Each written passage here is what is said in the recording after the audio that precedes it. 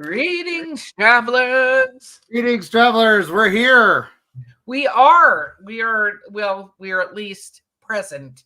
I don't know Yeah, how here we are. we survived Dragon Con crud, We and did.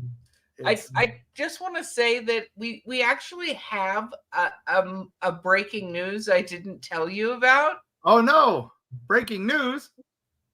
So there's a news article that says a meteor is going to hit the Earth today, but scientists say it's okay.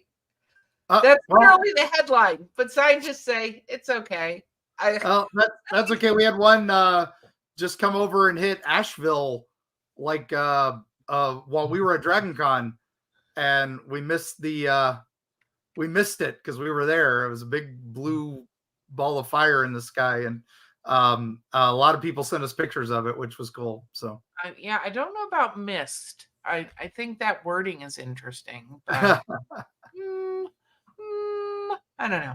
But today's a really fun, exciting episode, Mark. I am super excited for this one because we've got a special guest, which are always fun. We're recording this live on YouTube, which is always fun. And nope, not Starlink for the meteor this time.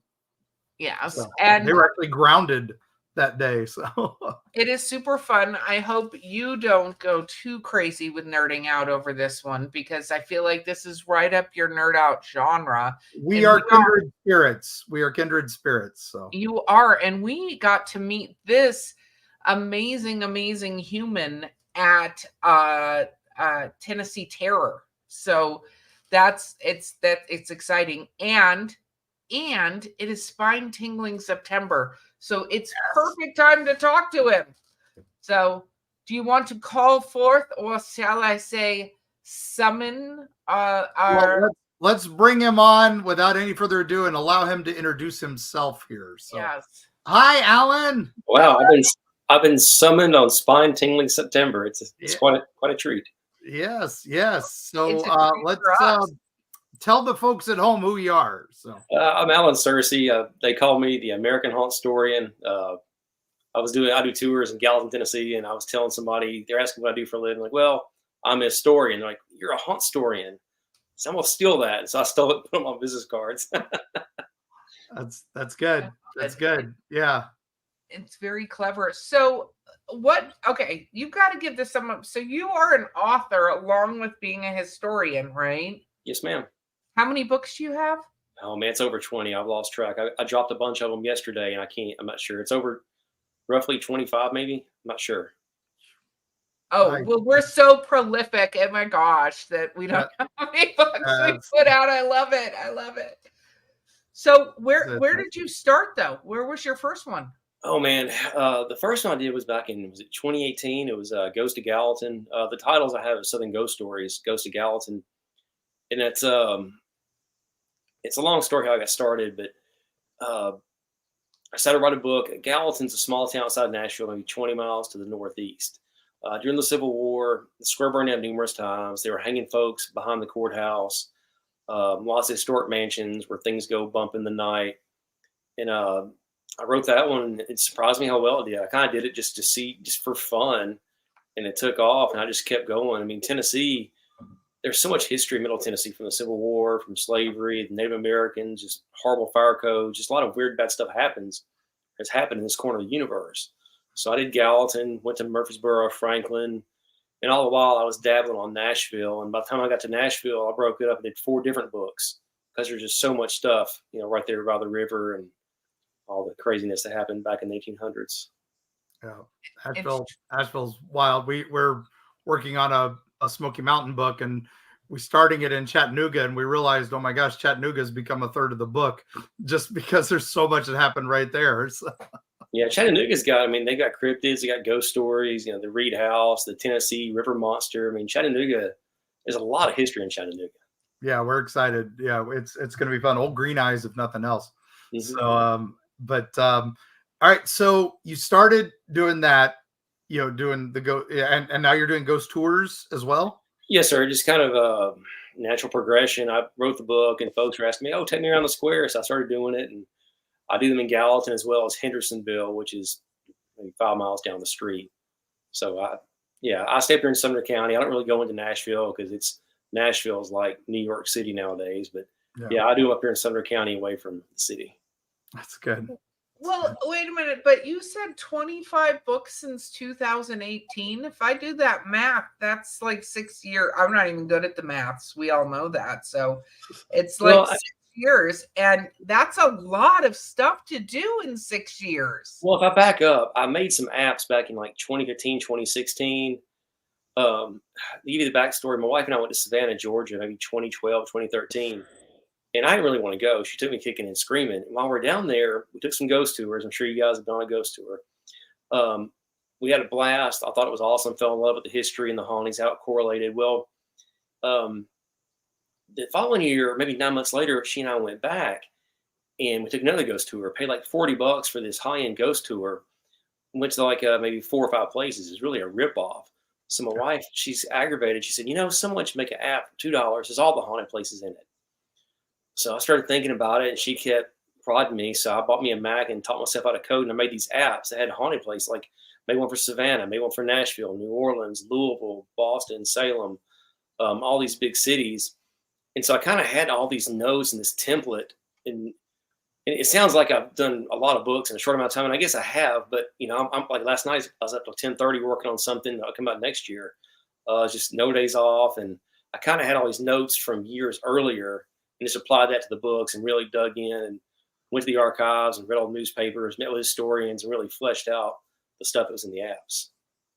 That's the key. That's the key. It's really when you get into that deep dives on it that you start discovering pieces of the stories you didn't even expect, and that's always fun. So I always tell people, like, I have no life. My wife hates me, but it's fun. It's just, it's my life. Well, this is her fault based on the story you told me. So yes, be careful what you wish for. But so doing all this stuff, what about when we talked, I'm sure we could ask you a million haunting stories, but you were actually joining us at Scarefest to do a panel on grave robbing. Yes, ma'am. So where did you go down that rabbit hole? Oh man, I did some books about the Midwest a couple years ago, and there's grave robbing everywhere. It happened, like you said, in Chattanooga. It's a big market there because there's a couple of medical colleges. But when I got to the Midwest, I discovered there was this industry in the 1800s where you had all these colleges, like in Cincinnati. I think there were 3 to 9 medical schools, depending on what year it was. And during that time, they only got a few bodies from the county each month. So if you died in a jail or a hospital, no one claimed your body in 3 days, the medical colleges would claim your body and they would divide them up for their students to dissect. But it's supply and demand. You have the demand, you don't have the supply. You have hundreds of kids in each college, and you're getting maybe 1, 2, 3 bodies a month for each college. So these colleges, if they don't get people cadavers for their students, they're going to have to close down. So they hire folks to raid the graveyards. It's nuts. And this stuff was going on back in like the 1700s. Up in New York City, they were rioting. I think it was the early 1800s. It's called the Resurrection Riots, where this kid went to a medical college, or he was looking in the window. It happened to be a medical college. And this doctor picked up this limp hand and waved it. And goes, "Hey, hi from your mom." And it's just kind of, his mother was already dead, so he really took it personal. And he went and told his dad, and his dad got some of his buddies, and they spread the word, and they just descended upon this medical college, had this big riot. It was just nuts. They had one in St. Louis that they ransacked this college when they found this little boy's playing baseball or whatever sport it was with his buddies, and they knocked the ball over the fence. He hopped the fence and found this pit of just bones. And so he told his buddies told the parents. They came and found all these bones. And they were trying to figure out, what's this from? It's another riot. So yeah, this stuff's been going on for years, and the stories are so over the top because you got to think back in like 1870 or whenever it was, you can make $20 a week working the docks as a common laborer, right? Right. Well, you can make $40 in one night by stealing one cadaver, and that's like roughly $1,300 in our money today. So the shenanigans are through the roof. Like I've got stories, I think they're in Chicago, where this one guy robbed a morgue and got like half a dozen bodies in one night. I mean, that sent him for a couple months. Yeah. So I mean, the shenanigans are off the charts because the money is so good. The stories I've uncovered over the years are just they're unbelievable. They're better than a ghost story. That's yeah, Wow. and that's part of it. And I always love when people see those graves that have the cages on them and all that, and people are like, oh, that's because they were afraid of vampires coming or zombies coming up and go. No, that was to prevent grave robbing. That's what those are for. When I did my Knoxville book, I found this article where this guy had to place explosives in his brother's grave because he was worried because they had like a bunch of grave robbings around the same time as his brother died, and he put a bomb in the casket. So it's like people were very determined back then to keep the ghouls and grave robbers out of their friends and families' coffins. Yeah. Well, it makes sense because especially if you have a belief system where, if you mess with the dead body, you've ruined their afterlife. I mean, that's kind of a horrible situation. Also, they didn't do quite the entombment that they require now in most places. I mean, now don't they have to put them in cement, put the coffin in cement and put the cement in the ground for the most part? Depends on the place. I think every state or county has different requirements. But I mean, you're right. Back then, they typically supplied like a little cedar coffin or like the potter's fields where they buried the paupers and poor people. They just threw them in the grave and threw some dirt on them. So, and usually it was the paupers' graves, the potter's fields that got raided first because no one was really watching those. Like if you were a very affluent person, like there's a story in Nashville where this very wealthy family had a loved one passed away. They hired some grave robbers, some detectives and just family members to go sit in the graveyard. And sure enough, later that night, some guys hopped the fence with shovels and an oil lamp, bang, shot him dead. Wow. That's a new job we should take on, Mark, is we will just sit and make sure you can't rob graves. I like that job. That's sitting up with the dead. That's where we get the term graveyard shift. Once they I guess it was like the early 20th century, mid 20th century, they started figuring out people want to donate their bodies to science, and it pretty much eradicated grave robbing. It just almost just cut it off altogether because people were willingly giving their bodies for medical research. There's no need to go raid the graveyards. No reason to pay for those and all that. Mm-hmm. And I think a lot of it also was some of the fallout from like H.H. Holmes and some of the other cases and all that in the early 1900s that. Yeah, and each place was kind of slow. Like when they tried to rob Abraham Lincoln's grave in Illinois, that set off a firestorm where all these lawmakers were trying to, because it used to be like it wasn't even a misdemeanor in some states or some counties, but as like a prominent person's loved one was stolen, or like the Lincoln case, or even Andrew Jackson in Tennessee, the legislature got together. It's okay. We need, instead of a slap on the wrist or $100 fine, now it's 10 years. And that was also a pretty big deterrent as well. Yeah. Because like, I think it was Cincinnati, it was Ohio. There's a guy named Ernest Doakey, and he got popped, and there was no law in the books for stealing a body. So they got him for stealing a rosewood coffin, which is worth, I think, like $14, which would have been like 80 or 100, whatever it is in our money now. I don't know if the calculator says. But see, you're having a time like me with the math. Yeah. I appreciate that. But his attorney went and talked to the cabinet maker, because back then the cabinet makers were the undertakers. They built the cabinets, they built the coffins, and they determined that the coffin he stole was actually just a cedar coffin. It wasn't rosewood, so it wasn't worth but like a few dollars. So he got off because the DA trumped up the charge on him. It's just the shenanigans. It's just wild, the stuff they did, and they got away with it back then. Yeah, fun stuff. Yeah, fun stuff. No, we also had we had some other fun.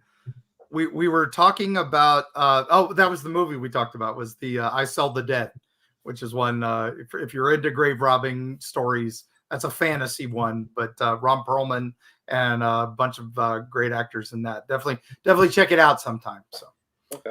But now you're also in, like us, you're into the weird stuff. I mean, ghosts are good, but we like the crazy, right? The things that don't make sense. Yeah, anything that makes for a good story, I'm all about it. You're right up our alley here. So Let's dive in. What's one of your faves? Oh man, you talking about like cryptids or like galvanism? However you want to take this. Do galvanism. Okay. But start with what is galvanism? Okay. Right. So back in I think it was 1815, Mary Shelley, she published Frankenstein. It was the first science fiction novel in the world. And so as the years go on, all these doctors and crackpot scientists, they start reading this book thinking, oh, I can do that. I can revive a body. So galvanism, it's like the process of using a galvanized body to put current through a cadaver. And really all it is like, what happened was they would take people who were hanged or executed, and they would they usually buy their body for silver. They give them silver while they're still alive. And once they had the hanging take place, once the sheriff said they were dead, the doctor or scientist would take the body and take it back to his office to try to revive it. So, and like in some places, it was a big thing. It's like, what if they do revive him? The Senate said he had to be hanged by the neck. Well, he was hanged by the neck, but they brought him back. So it's just, as some of the stuff was going on, it really played out in the press. Hey, what do we do if they bring him back? But anyway, what happens was they brought him back to their office. They'd apply the wires to their temple and to their spine. And what happened was electricity shot through your body.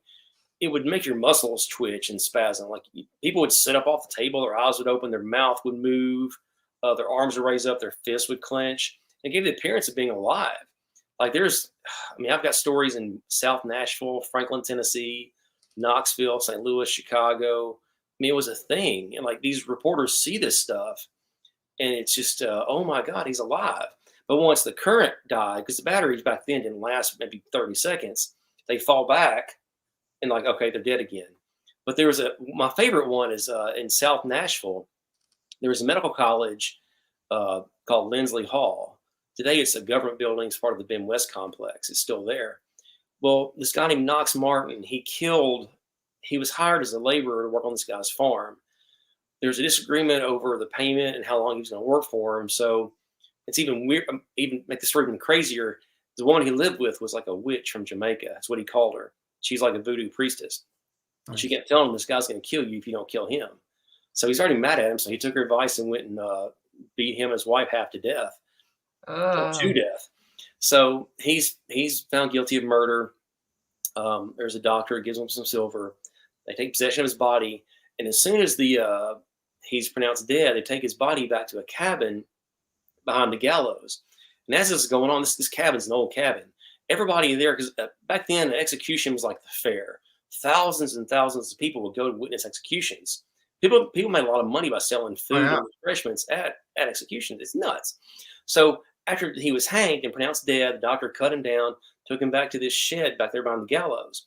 So everybody's just packing up against this old shed, looking in through the wood, tearing wood off the shed, looking through the windows, climbing on the roof, pulling off the roof tiles, and watching them try to revive his body. And they see him shoot off the table, they see him move around, and then he falls back. Well, the doctors, they once he goes limp again, they put him in their wagon and take him to Lindsley Hall, the medical college. So there's like a fervor in Nashville. Oh my gosh, they've revived this body. So they go back to Lindsley Hall and they're silent. They don't really say what happens. And I think the reason is like one of the doctors wanted to write a pamphlet about what had happened and he wanted to publish it and make some money, but they're tight-lipped on everything. Well, a few days later, the Tennessean is the big newspaper in Nashville. This guy, the editor for the Tennessean, gets a letter from a guy, I think in Lafayette, which is south of Nashville, saying, hey, I met a guy, he told me his name is Knox Martin. He's a tall African-American gentleman, and he's walking to Alabama. That's where he's from. And so he publishes that in the Tennessean. A couple of days later, someone in Montgomery sends another letter. Hey, Knox Martin is here. He's walking to his mother's house. Even stranger, a few days after that, someone sends a prominent businessman's in Nashville a tin-type picture of Knox Martin and a piece of rope they were claiming that was used to hang him. Wow. So it's like, I'm 99% sure that this guy didn't live, but like Nashville's going nuts, thinking, what is going on? Did this guy really survive? Did they really revive him at the college? Is he walking home to see his mother? What's going on? So yeah, the show goes cold after that, but for a week or two, Nashville was buzzing about this guy they brought back to life. I know we were working on the Harris murders in Asheville for a project that we're working on, and the murder spree that happened, and then he got gunned down, and but then they brought the body back to town. But was it him? Because it was so destroyed, they couldn't prove it was him. They're, oh no, it was 100% him. We got him, and then then there's stories. Oh well, he's over here. He's in this town. He's in this town. And it's like no, that was him. That was I him. got a story similar to that. It's actually in my New York book that just came out a couple of days ago. Hey, there we go. Plug time. So you've heard of Samuel Colt, right? The guy who pretty much modernized the revolver. He was industrialist, famous, one of the wealthiest men in the world at the time. Well, as Samuel Colt's at his peak, or right there about to peak, his brother John, who was older than him, he wrote textbooks and sold them. He was nowhere near as successful as Samuel. He kind of rode his brother's coattails. Well, as Samuel's taken off, there's a guy who he hired him to print the books to sell to the colleges. There's some kind of disagreement, and the guy came to his office and they started fighting, and the guy started choking John Colt. Well, John reaches down on his desk and gets a hatchet and starts just bludgeoning the guy over his head. And the guy falls back dead, and John's like, "Oh my, what did I do?" So he hires a delivery man, or expressman is what they were called back then, take the body, and he had traveled to New Orleans, so he was very familiar with New Orleans. So he addressed the shipping label to a place on Royale Street that was abandoned. So he thought he was going to ship this container by sea, or down to New Orleans and just get rid of the evidence. Well, there's a bad storm, and the ship couldn't take off. So all the crew's walking by like, "Oh, it smells awful. Oh, what's that smell?" Well, somebody opens it up and they found the decomposing body of the guy. His name was Samuel Adams, not the Boston guy, the Patriot guy, but that was his name. Yeah. So the sheriff comes, deputies come, they figure out, hey, there's a nosy neighbor that was like paying attention to John and kind of watching him because he kept hearing noises in his office that day they were fighting. So he tells the sheriff what he heard. So they arrest John. He's charged with murder. His attorney thought it was a slam dunk case of self-defense. Well, no, the jury, they found him guilty. He was going to hang. So as this is going on, Samuel's plotting and scheming behind the scenes. He's one of the wealthiest men in the world. So a few days before the execution, he slips this burlap sack in. He's taking John some clothes. He wants him to have a nice suit to be hanged in. Well, inside that bag is a dress. So he shaves John's beard in his cell. He puts on a dress. They try to sneak out, and they almost make it, but they got caught. I think the old man, the keeper of the jail, found him. They had to go back. But the day of John's execution, he got married to his lady he was living with. And shortly after they got married, he went back to his cell. Well, there's a fire in the prison. What are the odds? Oh, wow. So everybody's scrambling to put the fire out. It's, some inmates kind of slip out. Well, they go back to John's cell. John Colt has killed himself. His face is covered in blood all over his body. So John Colt has committed suicide right before they can hang him. Well, a couple years later, a reporter goes to San Francisco for the gold rush, and he sees John Colt and some of his friends there in San Francisco trying to get gold. Yeah. So it's kind of like, if you Google this, you'll go in this rabbit hole. But the lady that John Colt married before his execution was a girl that Samuel Colt got knocked up in Scotland. So Samuel wanted John to marry her so that the child would have the Colt name so he could provide for it. Because if it's, without the Colt name, it's just another bastard in New York City. Yeah. But with the Colt name, Samuel can take care of it, John's here or not. So some say Samuel Colt really did commit suicide, but with all the stuff Samuel's doing behind the scenes, it wouldn't surprise me at all if he arranged for another body to be shanked and put in his cell. And he could have paid off the coroner or official, whoever, okay, yeah, he's dead, throw him in a box. It's over. So it's just nuts, the stuff that went on. Like you said, is it him, is it not? That just reminded me of the John Colt story. That's all this. We've done so much digging on these things, and it's fun when you start really getting into the nitty gritty on these things, and you start finding, okay, wait a minute, there's a bunny trail here that somebody needs to follow, although it was 1800s. And so of course, yellow journalism on top of it makes it tough to really dig in, but yeah, who knows? But if you think about it, back then, we're so used to forensics. Like it's interesting when you think that like O.J. Simpson was one of the first trials that tried to introduce DNA. That did not go well. I'm not even going to go down that rabbit hole, but that, you know, that was one of the first trials. They brought up DNA, right? That wasn't so long ago. Yeah.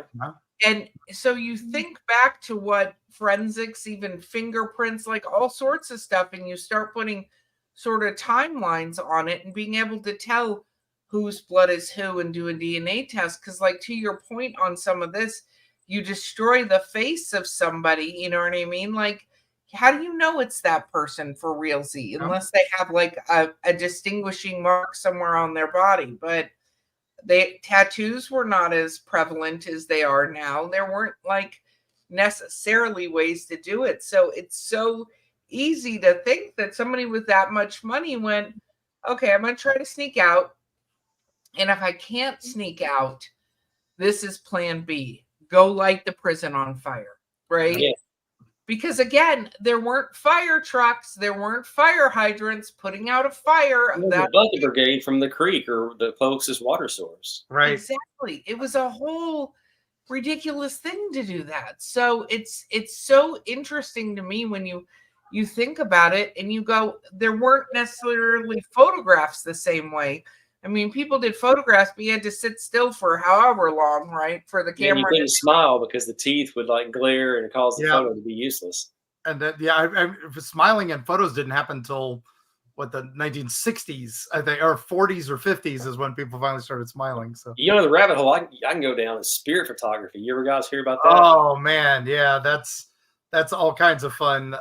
What is spirit photography? It's actually in the New York book too. Another shameless plug.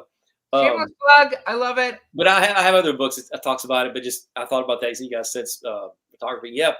There was a guy in New York City. Mumford, I believe was his name. Yep. He moved to town. He had done it in Boston, and what he did was he was doing, because back then there's a lot of, you had to be a scientist to take a picture. You had to like have the glass. You had to dip it in some chemicals.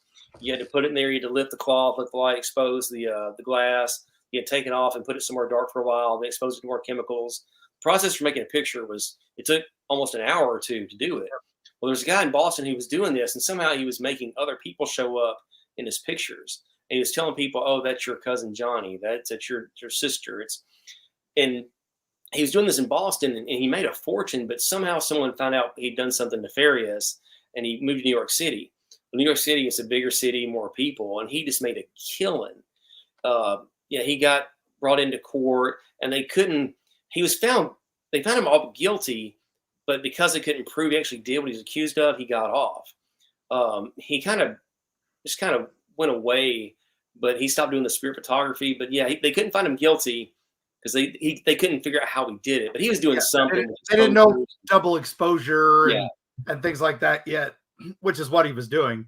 And we had that whole thing when we were talking about Ed Walters and the Gulf Breeze UFOs.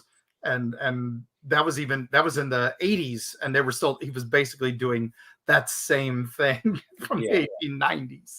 But yeah, so, I mean, during that time though, in those people's defenses, the Civil War is still fresh. People or their loved ones went off to Tennessee or Georgia or Mississippi, wherever they went, and they just never came back. So people never had closure. So this guy can go around saying, "Oh, I got a picture of your cousin Johnny who went off to fight at Chickamauga.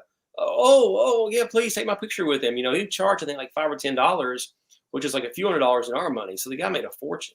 Yeah, and it was, this is, Fox Sisters and all that was going on. Victorian spiritualism was huge at this time again. Mm-hmm. So, and it come back full force. So yeah, that was just one more fun thing. And that was, and then there was the other guy who was doing the ectoplasm photos. Who's the guy who wrote Sherlock Holmes? He was involved in Conan Doyle. Yeah, Conan Doyle was fascinated by it. Yeah, he gave lectures in New York City. They're actually about it in the book. Another shameless plug. Yeah, he was a brilliant man, but he was kind of hook, line, and sinker on the spiritualism stuff. Like it was the Cotland fairies and the ectoplasm. Yeah, he was all about that stuff. And Houdini was like, "Stop! You're falling for the wrong things." But yeah, well, I know how to do this. I'm a magician. I can show you how to do this. We need to take a quick moment of silence for our for when this goes to the podcast realm. So, moment of silence for our break. And we're back. Okay, good. That's all we need. That was so long. It was horribly long.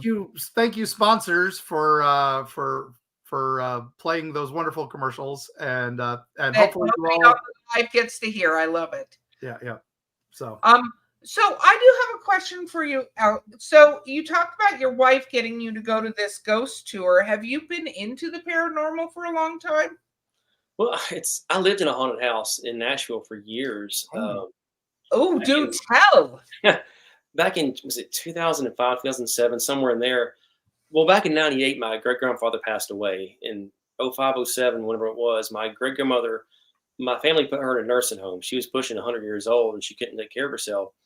So to back up, if you're familiar with Nashville, there's a historic house in South Nashville called Traveler's Rest. It belonged to Judge John Overton. He was a Superior Court Justice. He was Andrew Jackson's best friend. He's a very affluent guy. He founded the city of Memphis with Jackson. So in the 50s, my great-grandparents bought 2 acres from the descendants and built a house there. Well, the first night, my uncle called and said, "Hey, can you come take care of this place? Would you move in?" And I said, "Sure." So I moved in. The first night I'm there, a trash can in the kitchen moved 8 feet in the middle of the night. I woke up and there's a trash can in the middle of the floor, and just kind of, I wasn't there last night. So I'm there a little longer. I noticed there's a light in the den. Each night I'd turn it off. Wake up each morning, it'd be on. I come home from work in the day, in the afternoons, and all the TVs be on. I had 3 TVs in the house, and all 3 would be on. Just weird stuff, you know. I mean, I kind of figured there was something going on because I knew the land had a lot of history. Well, in the 1300s, it was the Indian village. And in the 1800s, is a working plantation. So there's some history there. After a while, something happened, and I hopped over the fence and walked to the mansion. I talked to someone who worked there in the house. And they're like, "Oh, I can assure you there's no ghost, and nothing happens here. No such thing as ghosts. You're wasting your time." Okay, thank you. So I go to leave, and this lady gets out of her car. She's wearing the period attire. She's a volunteer. I said, "Ma'am, I live right over here. Strange things are happening. You know, is this place haunted?" She goes, "Honey, there's so many ghost stories here, but I'm not allowed to tell you." I said, "Okay, I get it." So weird things happen. Someone told me they saw a lady in my bedroom. The weirdest thing happened was when my grandmother passed away, my aunt and my cousin came and cleaned out the front room, which was the old living room. All her belongings were in that room. Well, my aunt and my cousin came and cleaned out the room. I was in the other part of the house. They leave on the side of the house I was on. The door closes. I hear a crash in that side of the house. So I run over there, and there's a fireplace. And there was this mirror. It'd been there for like 40 years. It probably weighed 30 pounds. It didn't drop and fall off the mantle. It didn't drop and roll off one side. Something threw it 8 feet down the hallway. So I called my uncle. I said, "You know, I've told you some weird things happen here. This is the only thing that's kind of really alarmed me. That mirror over the fireplace, something threw it down the hallway 8 feet." And he started laughing. So that's the only thing that really unnerved me there. But yeah, I've kind of been knee deep in this stuff for a while. That's good. Wow. Did your grandparents ever tell you about anything in the house, or did you just get to encounter it when you had to move in? No, I mean, and I talked to a historian because when the Overtons were there, I was told that my property would have been like a stable. So maybe from the Native American times, or it could have been something when my grandmother got mad and moved her stuff. I don't really know. But when I did my book on South Nashville, I found that the guy across the street from me, they were redoing their front yard and dug up a tree. And when they did, they found a skeleton with like a Civil War uniform on, and the vines were all twisted through his skeleton. So the Battle of Nashville was fought like a mile or two away. But John Bell Hood, the Confederate general, Traveler's Rest was his headquarters. So they were all around there. I don't think they really had the battle in my front yard or anything, so to speak. But there's a lot of history there from the natives, the plantation, and then the war too. So who knows? Well, and these battlefields. I mean, the battlefield proper is one thing, but then the wounded and everything were everywhere. People don't realize that. So yeah, like that guy, the soldier they found, he probably went to that tree and just laid down. And that was it. They probably buried him right there. Going, who is this guy? Who knows? Just bury him. Yeah. That was so common back then because if he wasn't an officer, it didn't matter. Yeah. So, yeah. Well, they had mass graves and stuff like that too. On top of that too, yeah. Yeah. They didn't keep track of everybody. Way too many bodies, way too few people to bury them. Oh yeah.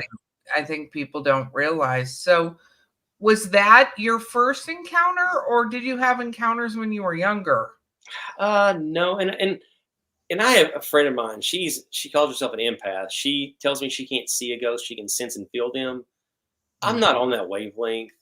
I've only seen one. I've heard a lot, doing this for so long. I've heard things and seen weird things, but I've only seen one apparition, and that was in Gallatin, Tennessee. There's a historic house called Rosemont, and it belonged to a judge named Josephus Con Guild. He wasn't a player. He was kind of a background guy. He was buddies with Andrew Jackson, Polk, and Johnson, the 3 Tennessee presidents. But he had this huge mansion, and weird things happen there all the time. But I went there one day to see the director, and I pulled up. I didn't see his Jeep, so I parked in the front yard, and I walked through the breezeway on the side of the house. And as I'm walking through this breezeway, I turn to my right, and I look in the reception area, and I see a man in a fedora turn to the side. I look again, and the guy's gone. So I messaged the director. I said, "Hey, tell me I'm crazy, but there's a guy in a fedora back there in the reception area." And he wrote back, "Oh, you saw Squire." Well, who's Squire? Well, Judge Guild, all of his children became judges and attorneys. So Squire, I think, was his grandson. And unlike the other guilds in the house, his wife loved to entertain and throw lavish parties in the mansion. Well, Squire, he liked to go to his garage, which is now the reception area, and tinker on his car and listen to the radio. They say that's where you could find him all the time. So I'm wondering if now today he's there in his happy place there in the reception area. Wow, that's awesome. Yeah, no, I think it's really interesting. I always wonder with people who research or look into the paranormal, I think, there's different people that I've met that can feel them, see them, hear them, different things. It's just always interesting to go, how did you broach the subject to even talk about ghosts, right? Because it's there. What about monsters and stuff? So you do the whole gamut. Do you do research into monsters, cryptids, that kind of thing? Yeah, yes and no. It's just you kind of stumble across things. Like doing these books, I did a book on New Jersey, and you find these stories about these sailors and old sea captains, and they'd be out at sea and they would see a sea serpent or a sea monster. And then like 2 weeks later, they see it again, in Atlantic City or in the Long Island Sound, like you see up down the East Coast. And it's like a thing. It's like the Tennessee River monster in Chattanooga. They would see it here, they'd see it there. And there's one in New Orleans, but they saw it in Missouri, and it went down the Mississippi River and went to New Orleans. I find all these things, and it's too cool not to really do something with. So it's like, okay, I like this book here behind me, Fear and Folklore, American Monsters, just weird cryptid stuff I found that I think is neat. That's what it's all about. I mean, we love these stories. We go to all the cryptid festivals, and it's amazing to us how many people have their own stories to tell. Mm-hmm. They were the ones that their family's monster and stuff. And I got a story in my Florida book.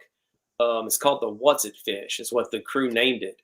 They were out at sea, and this guy, he was like a well-known fisherman. Like he took presidents out on the water to find, big fish. Well, they're out there and they find this. They call it a sea serpent. They didn't know what it was. So really, it was like a 60 or 80 foot long whale shark. And back in 1920, 1930, you don't know what a whale shark is. It's a sea monster. So the guy, he's out there for a couple of days battling it. He's out there so long, his crew wants to plan a mutiny. Like he holds them off at gunpoint from cutting the lines from the harpoons. It's like he's going to get this fish come hell or high water. So he finally gets the fish. He gets help from another boat, and then he takes it back to the shore and he stuffs it and carries it around the country and makes a fortune. But I'm not sure if it's on Google, but I found this in old newspaper articles. But yeah, it's the What's It Fish. He took it, he sold it somewhere up north, and then he weaseled his way out of the deal and came back home and sold it to somebody else. And yeah, they kept talking about how bad it smelled everywhere they went. That sounds like our Hodag.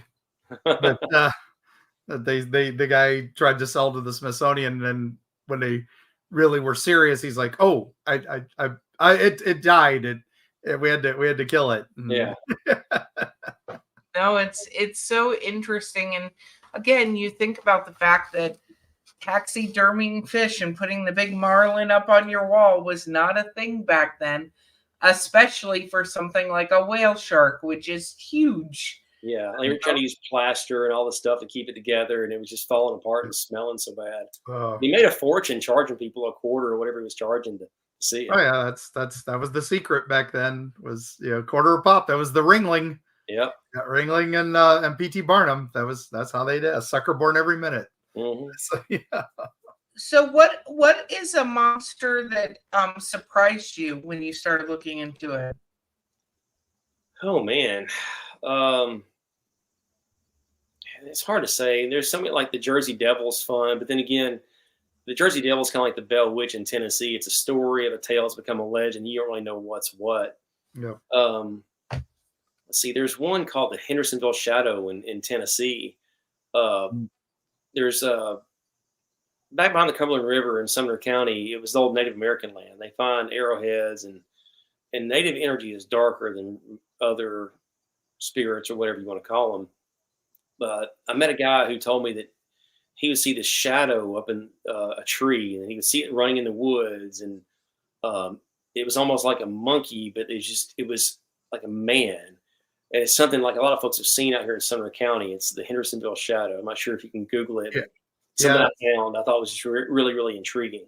We were finding about the Hendersonville Devil Monkey was another term for it, and I was like, oh, that's interesting. And then and the shadow turned out. I was like, oh, okay, so it's got a couple names here. So okay, I heard that one. Yeah. Oh wow.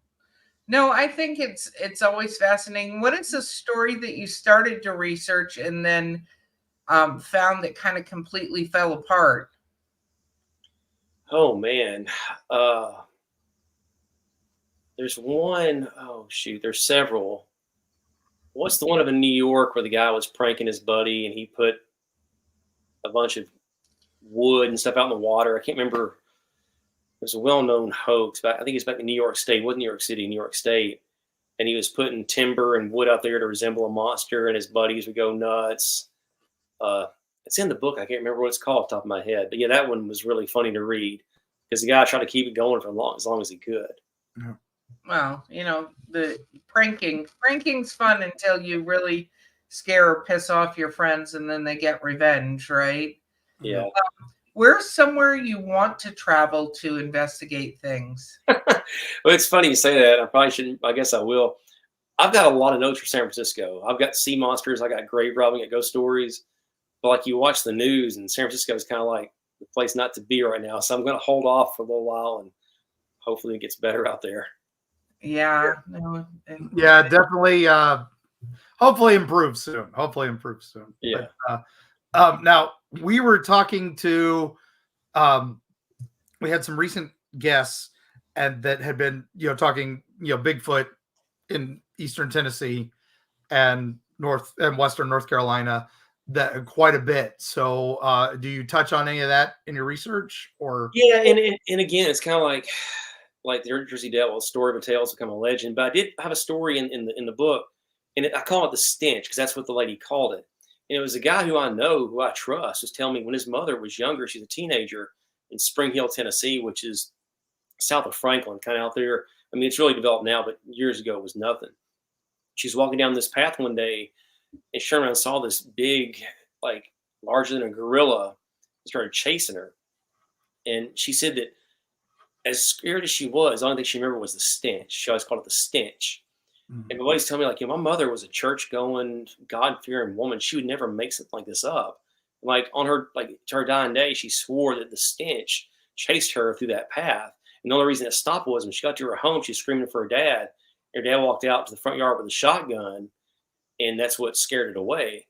But I guess it's a ancestor or relative of Bigfoot. I don't really know, but it's all the similarities of Bigfoot. Well, stench gives it the skunk ape feel. So yeah. So we've had many stories about the smell. So it's I don't know if they bathe a lot. So.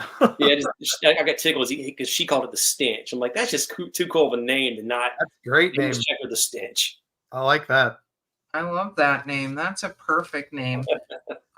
What is your favorite story that you've looked into so far? Something that you really, really thoroughly enjoyed? Because you've got so many. So is there one Yeah, you absolutely adore?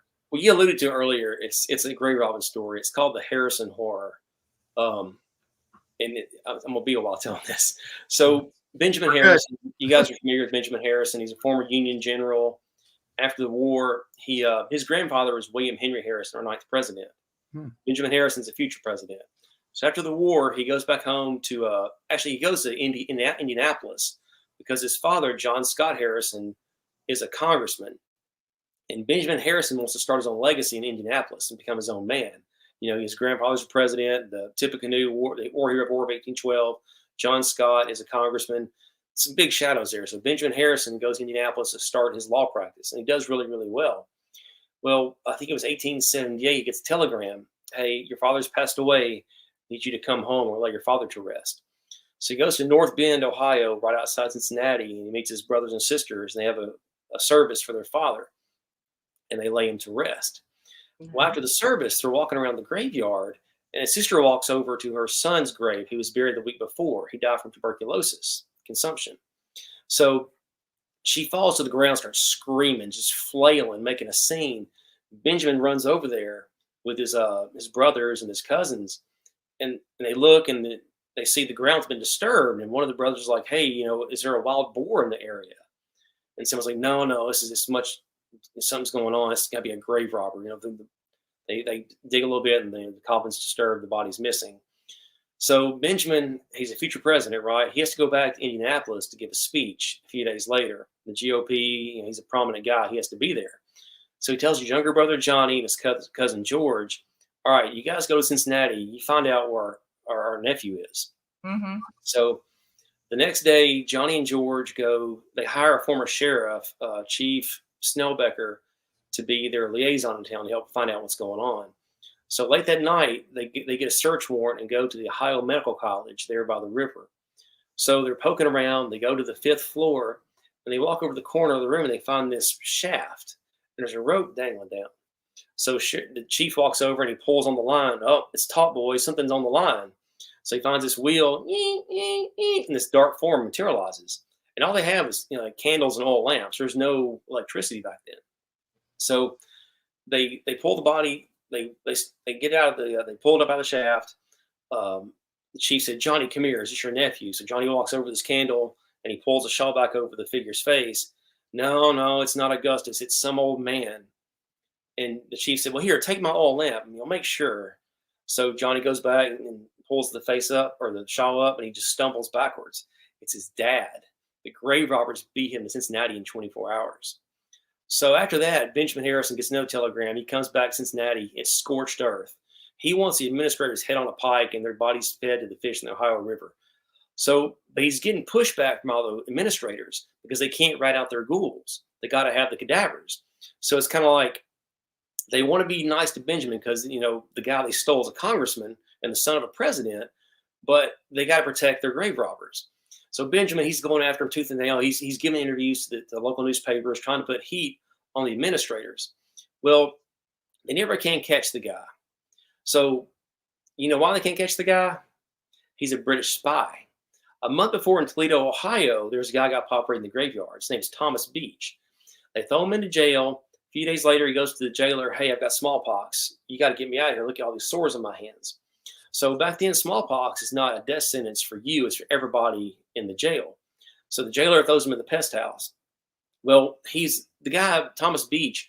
During the Civil War, he fought for the Union. He's from England, but he came here to fight for the Union. Young man, sense of adventure. He actually fought in the Battle of Nashville.